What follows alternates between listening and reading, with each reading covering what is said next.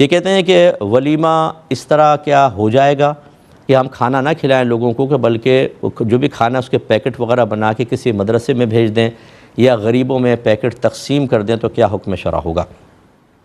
دیکھیں، جو ہم ایک حیت قضائیہ دیکھتے ہیں ولیمے کی، وہ تو یہی ہے کہ رحمت کونین صلی اللہ علیہ وسلم نے کھانا یا تو تیار کروایا، یا ایک جیسے حضرت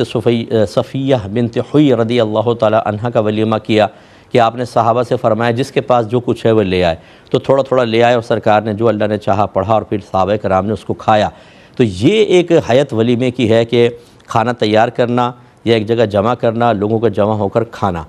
لیکن اگر صرف ولیمہ دیکھیں اس حیت کو یا اس پوری صورت کو نظر انداز کر کے، تو ولیمہ یہ ہے کہ شب زفاف کے بعد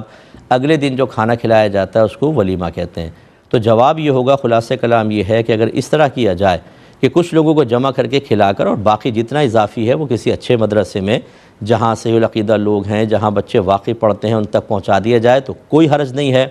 لیکن بلا کر کھلانے کے سنت کو بالکل ختم کر کے صرف تقسیم کر دیا جائے